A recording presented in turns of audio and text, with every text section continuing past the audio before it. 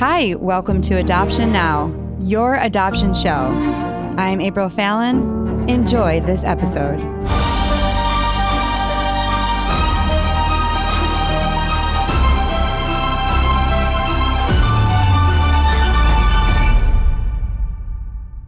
Welcome to Adoption Now, your adoption show. I'm your host, April Fallon. I am the mom of 4 adopted children. We said yes to 7 placements, but only finalized on 4. So as you can imagine, our journey has been challenging and amazing. There's been grief, there's been miracles. It's just been a crazy 11 years. But 5 years ago, we decided we wanted to talk about our adoptions on a radio show in Denver. And that show is what you hear today. It became a national podcast, and we tell stories from all over the world by adoptees. We hear from birth parents. We hear from adoptive parents. It's been amazing. And I can't believe we're in season 6. Yay! We are so glad that you joined us on this episode. It's going to be a great episode. Our guest is an infertility, baby loss, and adoption advocate. She is also an adoptive mother from Massachusetts. Please welcome Ruthie Lydon. Hi, Ruthie. Hi, April. Thank you so much for having me today. Well, I'm excited about your story, but it starts so difficult. Yeah, it's pretty ugly. So, hi, everybody, and I'm just so grateful to be here. So, my husband and I, his name is Chris, my name is Ruthie. We got married in 2014 and immediately started to try to have a family because I've always wanted children my whole life. I've been working with kids since I can remember, so I always wanted to have children. And we weren't able to have children, so we immediately turned to IVF. I was diagnosed with infertility based on a blocked fallopian tube. Had the tube removed, and they told us IVF was going to work great, yada, yada, yada. So we started that arduous, daunting process for anybody who's listening. I'm sure you can relate. So many people are like, yes, we understand. Absolutely. It's awful. So we started that process. We did IVF for 5 years, many, many rounds. I really can't count. I had a lot of procedures, a lot of surgeries. I had 2 miscarriages, and then I had gotten pregnant with twin boys. Their names were Beau and Croy, and the boys passed away. I was about 26 weeks pregnant, and the boys passed away on August 5th of 2017. In that process, I almost died. I bled out severely. I had to have 6 blood transfusions to keep me alive. Oh my gosh. And at the same time, I actually don't think I even mentioned this to you before, but my husband's father died tragically and suddenly from an aortic dissection. So we were really struggling with that loss. So it was basically just loss after loss after loss. And then when the boys died and I almost died, I think for my husband, it was just, the perfect storm of everything horrible that could ever happen to you. You're losing your father, you lose your children, you think you're going to lose your wife. Then I come home, I've had 6 blood transfusions, and they basically have me on bed rest. I can't really do anything. You can't breathe normally. You can't really walk more than 10 steps without getting exhausted. But I had, we had buried our kids, and I was just traumatized by that in so many ways. I mean, I was home in bed with milk coming in and no babies to feed. And it's really just an actual nightmare. I mean, it's something you see in a movie and you think there's no way this is ever going to happen to me. And then you're living it. Right. I mean, the grief, talk about that. The grief was so intense on top of the trauma.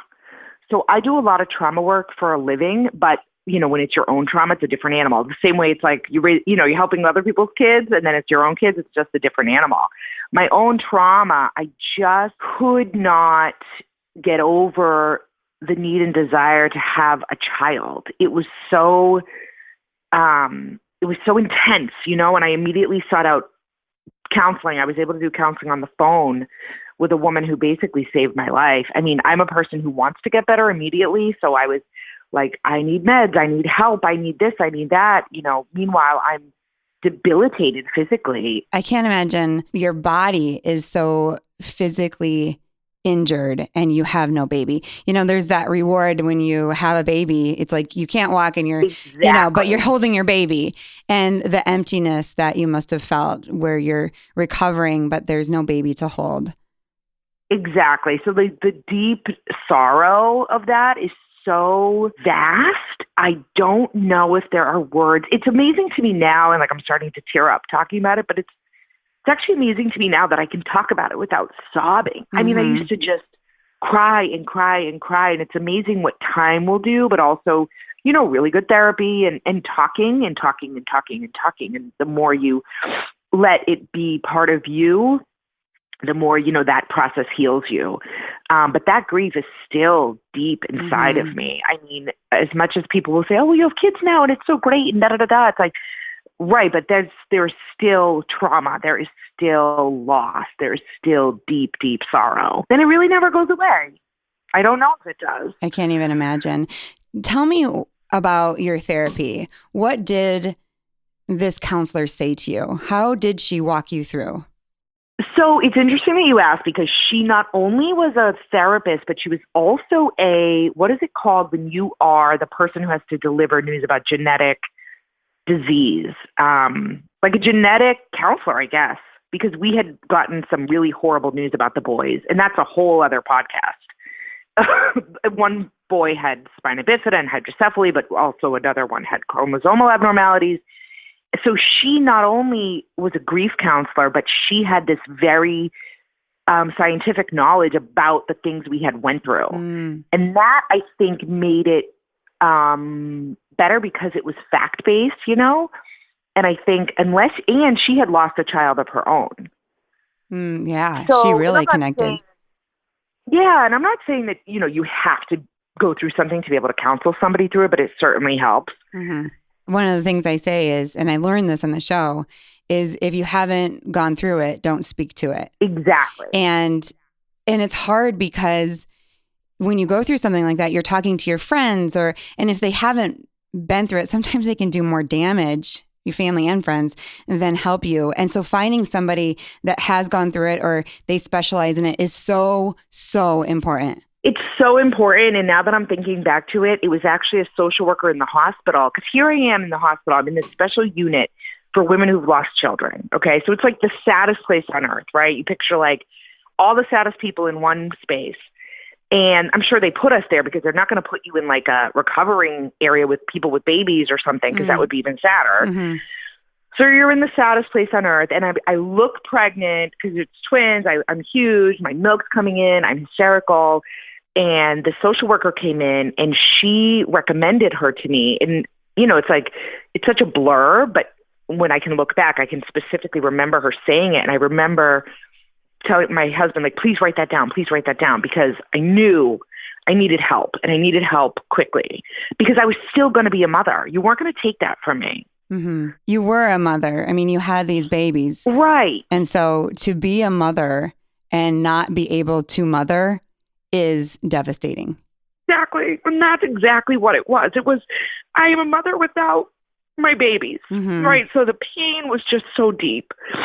But I knew I had to fight my way back so that I could have a family. So I literally just crawled my way out of that depression. I mean, literally crawled. My husband, thank God, was very supportive. Obviously, he couldn't understand, but the trauma was real too. I mean, trauma is visceral, right? My body was doing weird things, and I was having tremors and night flashes, like hot, like weird sweats, and like it's just all this stuff, right? And your husband also going through grief, right? He's also lost children, maybe not physically going through that, but it's hard in a marriage because you're grieving and he's grieving, and yet you want to comfort each other, but you don't have the comfort to give each other. And so that's kind of an empty place for a lot of couples as well. Did you guys have that as well? Oh my God, 100%. I mean, there were times I'm like, we're not going to make it. Like, we're not going to make it. I remember one miscarriage, like when his dad had died, going into the garage just to like scream and cry because I was like, I just don't want him to see me like this. I mean, I really thought we're not going to make it. A million times I thought we weren't going to make it. On top of IVF. I mean, anybody who's gone through IVF is enough to break couples. I mean, I remember throwing pillows at him, being like, I hate you for no reason, just because I was on hormones. Oh my gosh, I can just see people right now listening to this and looking at their husbands, and the husband's laughing and they're laughing because they have been there. They have walked this journey. In fact, so many are probably crying and relating to your story because it's really painful. And some of them are in a place that it's really fresh and they haven't gone on to adopt, right? So they're like holding on to your story and they're like, please tell me that, it gets better, that you moved forward. Right. Well, it's going to get worse first, but then it's going to get really good. Ruthie. I'm sorry. It's going to actually get worse. So, well, I'm not sure it gets worse, but a little scarier. So, I'm trying to support him. He's trying to support me, but we're both on this mission, right? Like, we're both committed to this concept of like, we want a family and we want to be together. Okay, fine. But we're moving forward. We still had embryos. Okay. So now my husband, I would have adopted initially. I was always okay with adoption. That never scared me. I was always all for it. My husband was wishy-washy about it for a lot of reasons, and I think I was ignorant to the fact that a lot of people don't want to adopt. I really was shocked. I was like, wow. And they're entitled to that. There's completely their decision and their opinion and whatever. But I mean, I was like blown away, like a child is a child. But I think maybe that's because of the work I do. I've been working with kids inner city for 20 years. It's all I know. I feel like they're my children. Lots of husbands struggle, lots. And it's totally normal to have a desire to have a biological child and then kind of shut down any other ideas. That's totally normal. And it's a lot of people's journey. And they say, my husband just wasn't on board. And my advice is wait till your husband is on board. Don't push him. Just keep praying that he turns around. But it's totally normal. I hear it all the time. So well, it kind of makes you hate them. I mean, that's the reality. Like, I'm just a very honest person. Like, I really started to resent that. But then the flip side was, I had had these children, and then, my innate instinct to have my own child was also there as well. Like, I had them and they were ripped from me. So give them back. Wait, he wanted you to go through another pregnancy though? Yeah. Really? Yeah. Or was he really nervous and scared?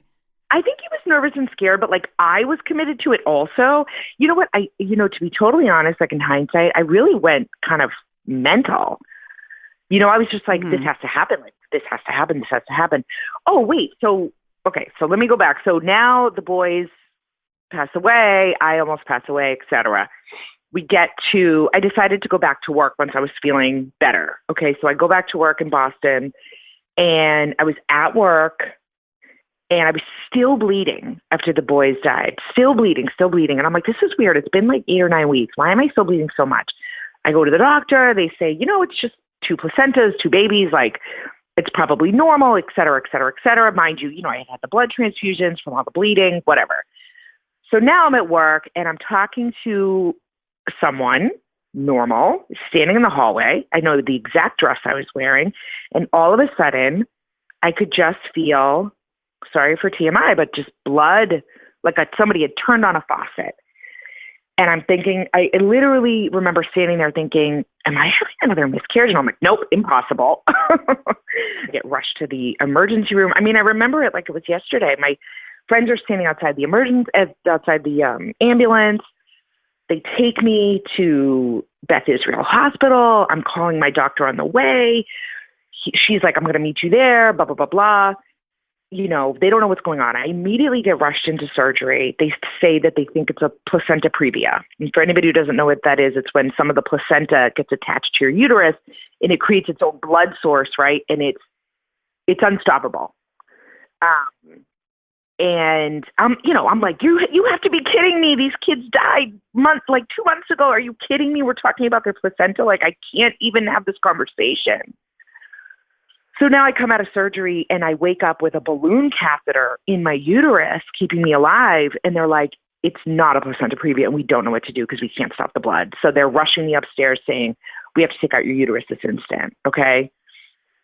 I mean, this is going to sound like I'm making it up. So now here I am laying in a bed, here I am, my husband again, he's hysterical again. Here we are again. I'm like, they're like, yep, she's going to die if we don't take out her uterus right this second.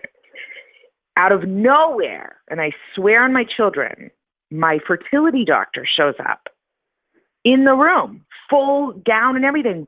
She's like, what's going on? There's like 30 doctors in the room. Everybody's panicked because they're like, we don't know what's going on. And she says, everybody stop right now. And she's like, before we remove her uterus, I want to see if it's an AVM. An AVM is an arteriovenous vesicular malformation, which is when your blood vessels create their own blood source and can't be stopped. Very rare, typically happens in the brain. Now that I've said it, everybody who's listening is going to hear about it all the time. It's sort of like an aneurysm. So they do a fetal MRI, not a fetal MRI, a uterine MRI. I come out of that and they're like, it's an AVM.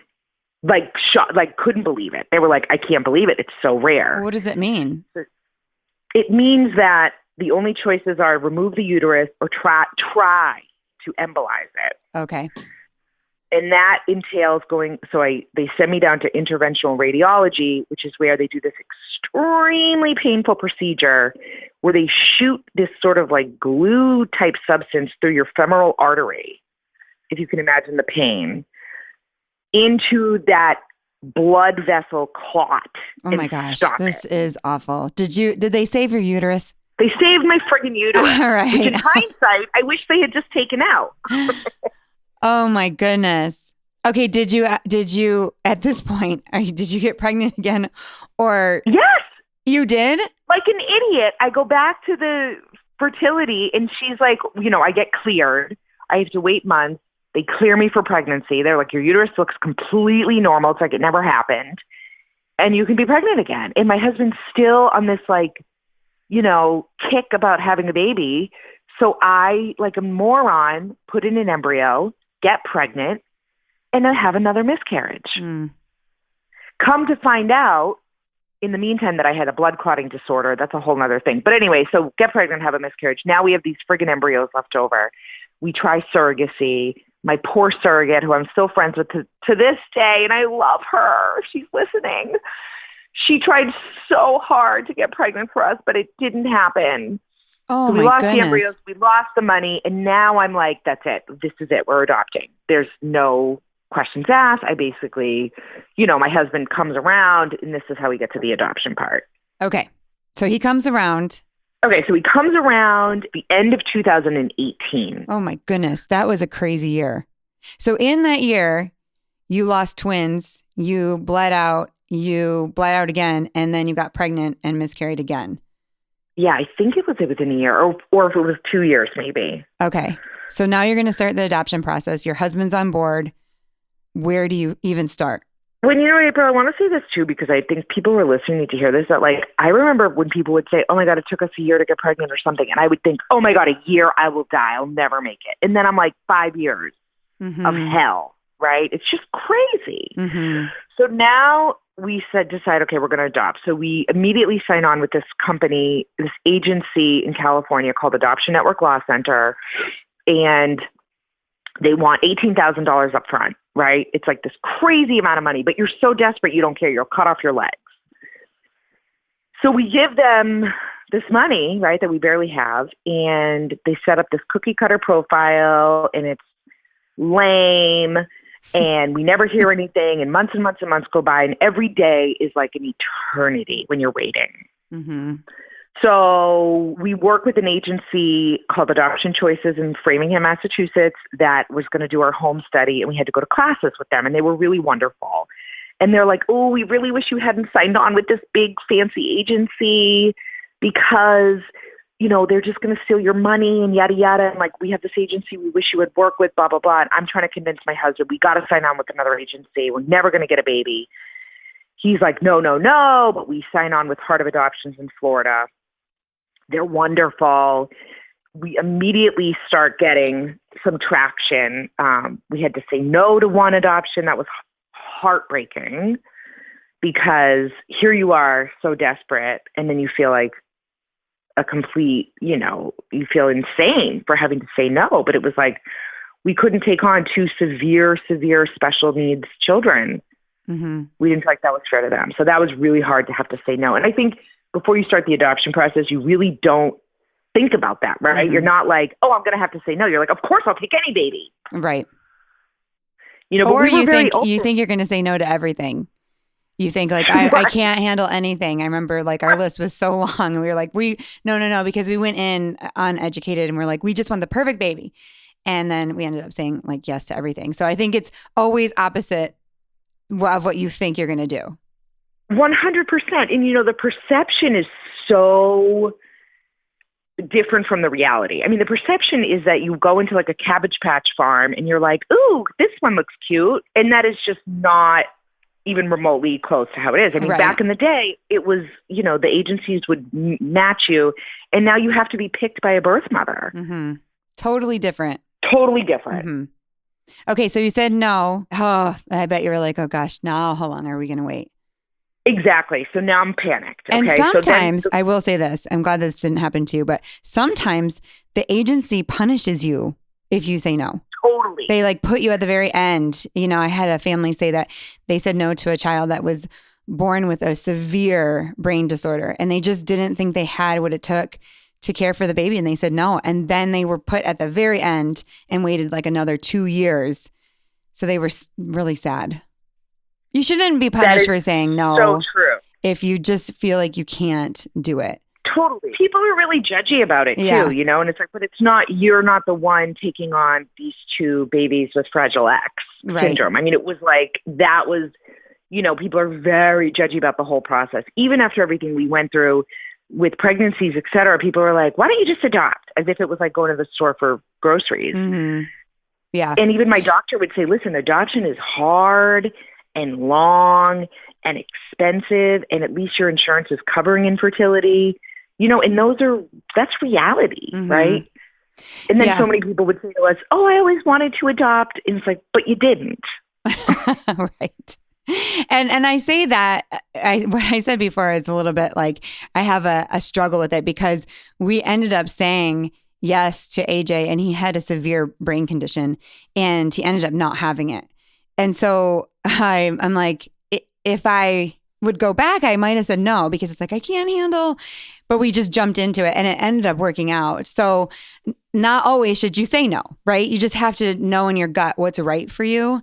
And you have that choice. Sometimes agencies will make you feel like you don't have a choice, but you do. Right. You do have a choice. You can say yes and you can say no. And sometimes both are hard.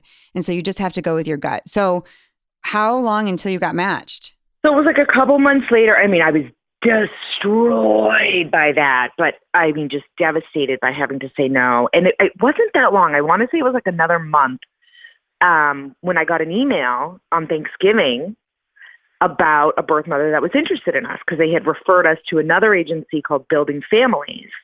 And I remember, April, now that you're saying it, I remember talking to Heart of Adoptions and saying, please, please, please don't put us on the bottom.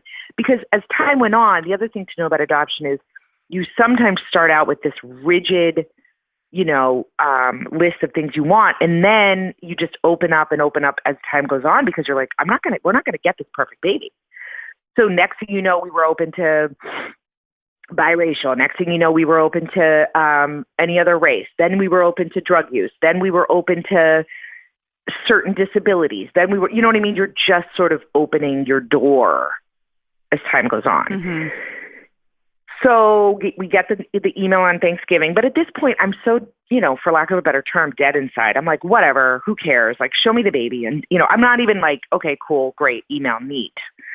And I'm like, okay, well, when is she due? And she says, oh, well, she's due January 14th. And I'm like, oh my God, that's like in a month and a half. She's like, oh, don't worry. I'm going on vacation, but I'm going to hook you up with the agency next month. I'm like, next month? But the baby's due on January 14th. That's December. So we end up hooking up with the agency. We meet our daughter's birth mother on FaceTime. She was really late in pregnancy. She really was struggling with the choice because she had two other sons she wasn't currently living with, but she's a really, really good person. We do have an open adoption, and I love her dearly. And the birth father didn't want anything to do with her or the baby.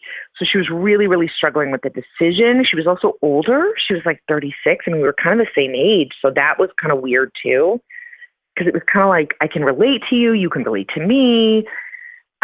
We still didn't believe it was going to happen. We had just been let down and disappointed so many times. And that's really hard. That is really hard. And this is why I think it's so important that people get help after infertility, because what people really don't understand is that when you jump into an adoption situation, you are jumping into somebody else's grief. Totally. You are now entering into, right, the birth mom's grief. And you have to be strong enough to be able to help her through that. You are going to be the strong one in the situation, even though you have just been crying for years and totally broken. There has to be a place where you have that inner strength. And some people, like you said, you went into it in the grief, but you did get help before. And like you said, you're about to enter into maybe a failed adoption. Maybe she's going to change her mind. That's horrible to think about, that grief. It's not horrible. Listen, I don't want people to think that I said horrible as in like, if the mom chooses to parent, I think that she should have the right to parent. But I mean horrible for the adoptive parent because they've gone through so much grief. So I love that you got help. And I just want to reiterate that point is here you are, you're jumping into this relationship with this woman who is almost your age, and you're about to enter into some of her grief. Totally. And April, it is never lost on me. And I said this before, I say it all the time. Not a day goes by that it is not lost on me that my gifts are someone else's loss. Mm-hmm. And the magnitude of that is so intense. Mm-hmm. And not only does it increase my gratitude, but it increases the passion at which we parent. And I think that it's hard to know that coming into it, because a lot of people, when we were in the hospital, some of the nurses would say, wow, you guys are like really great. Some of these adoptive parents just call the birth mothers like a vessel. They don't treat them like humans. They don't have a relationship. And that's heartbreaking. Yeah, it's so important to adopt the whole story, we say. You're not just adopting the baby, you're adopting the whole story. And a lot of times you'll find such joy in that. We have found such joy in knowing our birth mothers and birth fathers and going on the journey with them. And you actually go on it 2 times with the same birth mom. And we'll get to that.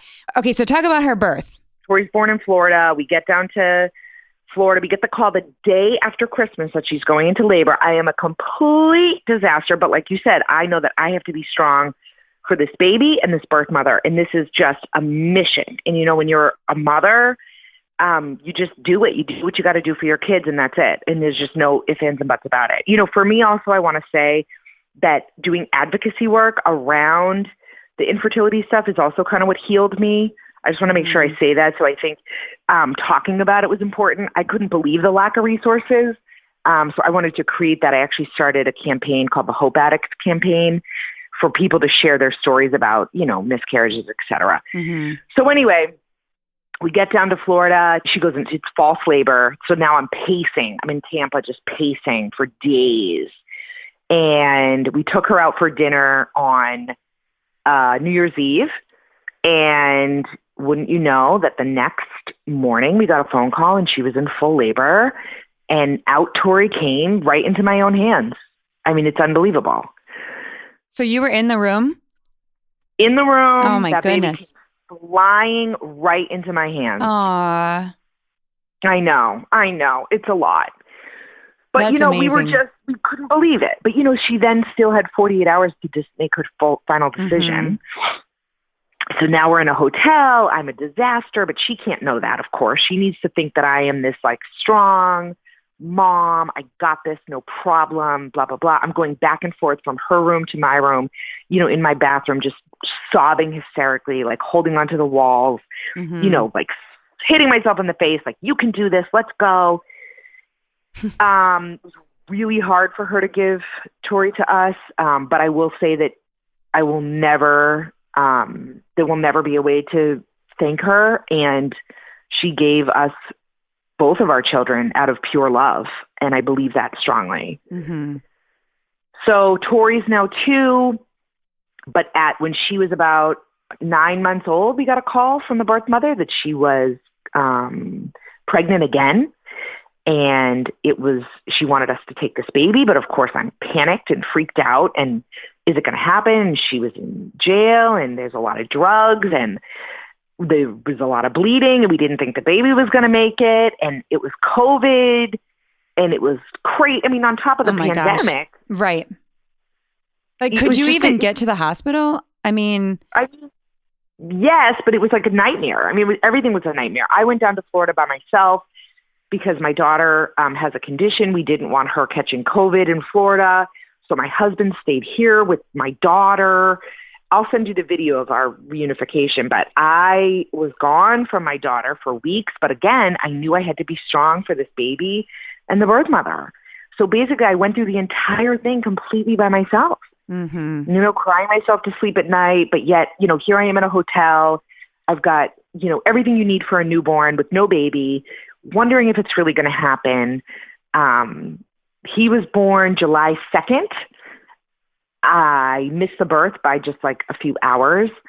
And, once again, had to go through the waiting period for her to sign all the paperwork and all of that stuff. Talk about what she was like in the hospital with Tori. Oof, it wasn't good. It was bad because she's a very emotional person. She had a lot of love for this baby. So she would be with the baby all day, cuddling and loving on this baby. And then at night, the nurses would bring me the baby and I would take care of the baby all night. So I was exhausted. And she really, loved that baby. What made her decide, yes, this was the right choice? I think she did not want her kids to be raised. She didn't want to be a single mother. She wanted them to have a father and have a family. And, she had been through that before, and she knew that these kids deserved to have the best that life could offer. And I think she really, truly believed that we would be those people. And I'm just eternally grateful. I think it's very rare that you get a second child from a birth mother, but, our story is unique in some ways, and we still have a relationship with her.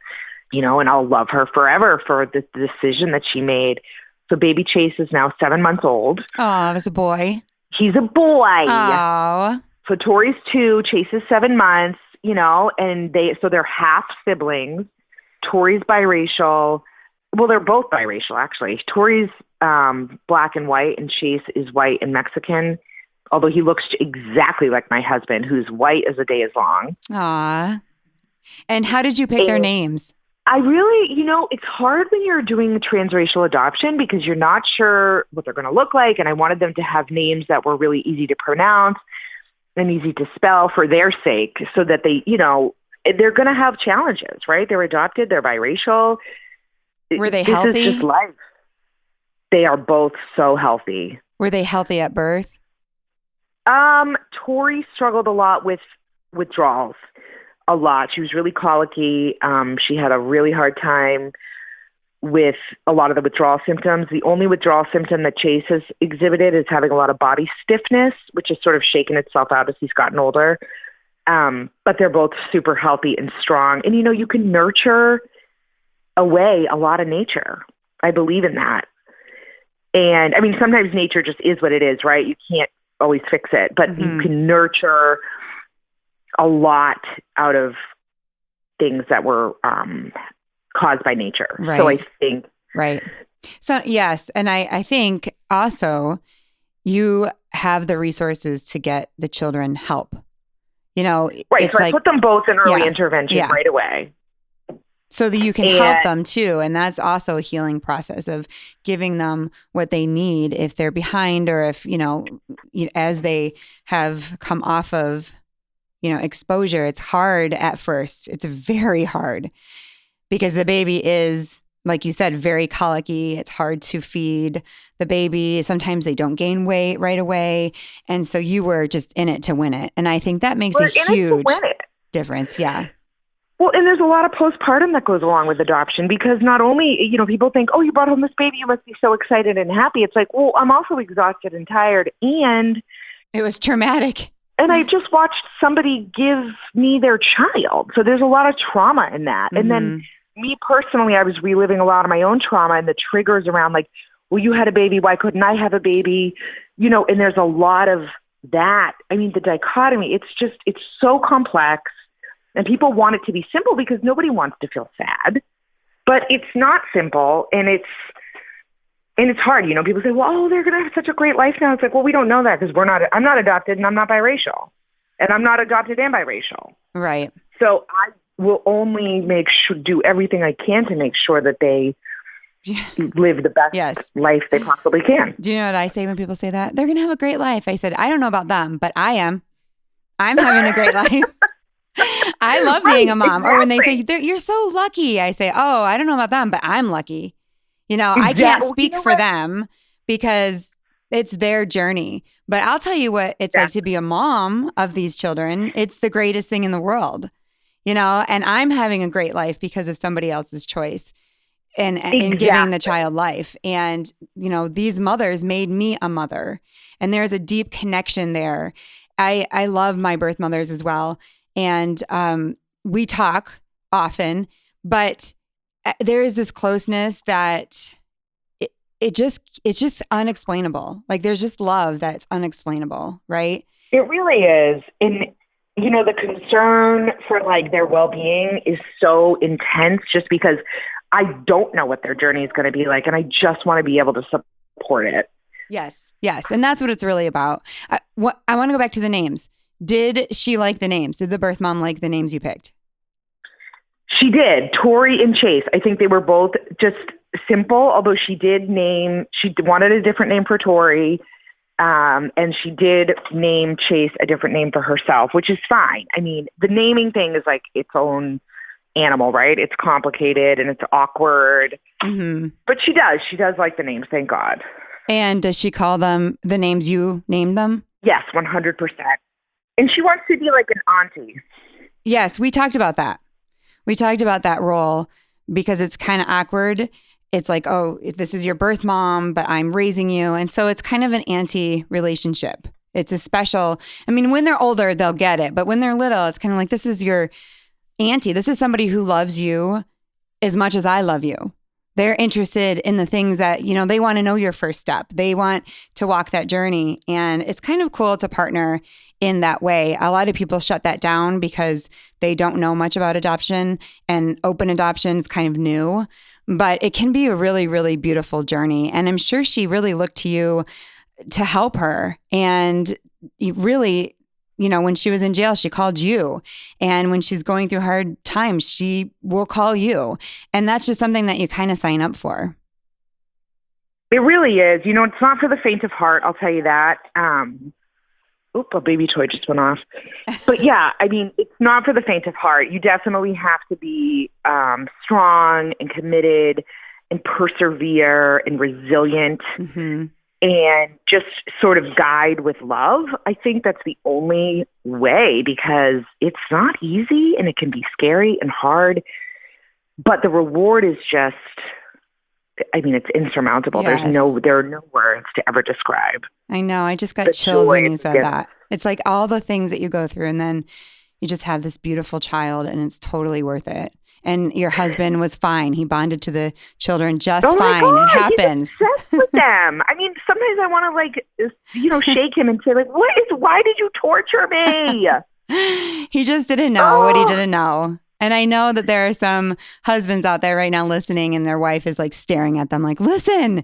And it's true. Well, you can't help but fall in love. The vulnerability, I had somebody say on the show, of a little person that is looking to you, it bonds you. And it doesn't have to be your DNA. That, and like just looking at them and thinking about what their life would have been without you. The gratitude, and like I said, not a day goes by, not a minute goes by where I am not in awe of these children. Okay, you wrote a book. I wrote a book for Tori. And tell us where we can get that book. Okay, the book is called How Many Kisses? It is a children's book that is just pure love. You can get it on Amazon if you just search How Many Kisses, the book. And I wrote it for her. I guess I'm going to have to write one for Chase now. But It's some of the proceeds go to resolve.org, and resolve.org is an organization that helps people build their own families. So for anybody who's looking for support, they do have lots of support groups. No matter what your journey is, that's their mission, is to support people who are trying to build their families and raise awareness and eradicate some of the stigmas around adoption and birth mothers and, all the stuff that goes with it. That's amazing. Thank you so much for joining the show today, Ruthie. It was my pleasure. Thank you. And good luck to everybody out there who is starting their journey. And if they want to reach out to me, they can do that as well. Awesome. And thank you for listening. If you have an adoption story you'd like to share, please email us at afallon@adoptionnowpodcast.com. See you next episode.